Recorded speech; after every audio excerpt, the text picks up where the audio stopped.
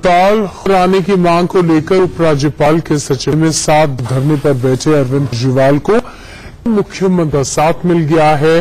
आंध्र प्रदेश के मुख्यमंत्री चंद्रबाबू नायडू, पश्चिम बंगाल के मुख्यमंत्री ममता बनर्जी, केरल के मुख्यमंत्री पिनरई विजयन और कर्नाटक के मुख्यमंत्री एचडी कुमारस्वामी केजरीवाल की मांग को जायज बताया है। उन्होंने एक चुनी हुई सरकार को काम करने देना चाहिए। चारों सीएम आज नीति आयोग की बैठक में इस मसले को उठा सकते हैं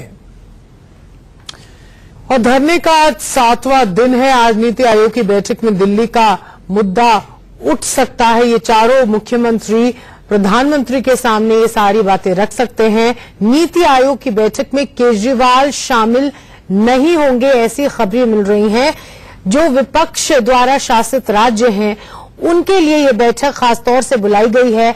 आप कार्यकर्ता लगातार जहां अनशन हो रहा है उसके बाहर बने हुए हैं और ये सीएम केजरीवाल के धरने का 7वां दिन है। और आज दिल्ली कैपिटल हो, दिल्ली में 2 करोड़ का करीब जनता है, उसका पूरा काम 4 महीने से बंद होकर पड़ा है। इससे दुखद बात और कोई नहीं हो सकता, और कुछ नहीं हो सकता है। अगर चीफ मिनिस्टर कोई टाइम मांगे माननीय लेफ्टिनेंट गवर्नर से और 6 मिनट का टाइम भी वक्त भी नहीं निकाला थोड़ा भेंट करने के लिए, तो क्या होगा? किसका दरवाजा खटखटाएगा? उसका टॉप लीडर कौन है? चीफ मिनिस्टर का पास गवर्नर होता है, लेफ्टिनेंट गवर्नर होता है। तो 6 मिनट का 6 सेकंड का टाइम भी नहीं मिला।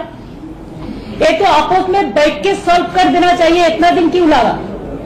आज 6 दिन से देखिए स्टेलमेट जैसा हो गया है। हम लोग तो चाहते हैं इसको एंड हो, इसको खत्म हो। आज दिल्ली में फिर पावर क्राइसिस अगर हो तो किसका गलती होगा? आज दिल्ली में पॉल्यूशन इतना ज्यादा हो तो इसमें अगर मीटिंग करे और मीटिंग ठीक से सफल ना हो तो एक्चुअल पब्लिक का ही सबसे ज्यादा गड़बड़ होता है। पब्लिक सबसे बड़ा प्रॉब्लम फेस करता है। हमारे साथ संजय सिंह जी हैं। संजय सिंह जी, जिस तरीके से आज 4 मुख्यमंत्री एक साथ अरविंद केजरीवाल के समर्थन में आए हैं तो कहीं ना कहीं विपक्ष गोलबंद होता हुआ नजर आ रहा है। निश्चित रूप से आज जिस प्रकार से 4 मुख्यमंत्रियों ने आकर अपना समर्थन दिया है, उन सभी का आम आदमी पार्टी की ओर से हम लोग आभारी हैं कि उन्होंने दिल्ली की जनता की तकलीफ को समझा, 2.25 करोड़ जनता के सामने जो संकट पैदा हो गया उसको समझा। दिल्ली की देश की राजधानी दिल्ली में लोकतांत्रिक और संवैधानिक जो संकट पैदा हुआ है उसको उन्होंने समझा और नीति आयोग की बैठक में प्रधानमंत्री के समक्ष भी ये मुद्दा उठाने की बात उन्होंने कही है। मुझे लगता है कि हमारी आवाज, अरविंद केजरीवाल जी का संघर्ष, उनके आंदोलन की ताकत की बदौलत आज पूरे देश में दिल्ली की जनता का मुद्दा पहुंच रहा है। दिल्ली में जो लोकतांत्रिक और संवैधानिक संकट पैदा हुआ है वो मुद्दा हमारा बड़ा बन रहा है। इस बीच कांग्रेस का नाना कैसा लग रहा है? देखिए, कांग्रेस पार्टी को खुद सोचना चाहिए, क्योंकि कांग्रेस पार्टी को ये सोचना चाहिए कि जब जब उनके ऊपर संकट आया, गोवा में, मणिपुर में, अरुणाचल में, उत्तरांचल में, कर्नाटक में, हम साथ में खड़े हुए, हम लोकतंत्र के पक्ष में खड़े हुए, हम इस देश के संविधान को बचाने के लिए खड़े हुए। लेकिन आज बड़े दुर्भाग्य के साथ कहना पड़ रहा है कि दिल्ली के अंदर अगर कांग्रेस बीजेपी की भाषा बोल रही है तो ये कांग्रेस के नेतृत्व को सोचना चाहिए। राहुल गांधी जी को और सोनिया गांधी जी को सोचना चाहिए इस पर कि ऐसे कैसे वो लोकतंत्र की रक्षा की बात कर पाएंगे। केजरीवाल नीति आयोग की बैठक में जाएंगे? केजरीवाल जी धरने पर बैठे हुए हैं। धरना कब तक चलेगा? धरना तब तक चलेगा जब तक इस मामले का समाधान नहीं हो जाता। प्रधानमंत्री के आवास का घेराव है। आम आदमी पार्टी की तरफ से जो है प्रधानमंत्री घर का जो है घेराव करने की बात की गई है और कहा जाए कि ये धरना लगातार चलता रहेगा और अरविंद केजरीवाल के आयोग की बैठक में नहीं जाएंगे। कैमरामैन पिंकी के साथ मोहित ओम, दिल्ली, इंडिया न्यूज। और इस दौरान सीएम अरविंद केजरीवाल ने ट्वीट भी किया है। उन्होंने लिखा है कि जो प्रधानमंत्री किसी राज्य में अफसरों की हड़ताल करवाकर वहां का कामकाज ठप करता है, क्या ऐसे प्रधानमंत्री के हाथों में देश का लोकतंत्र सुरक्षित है?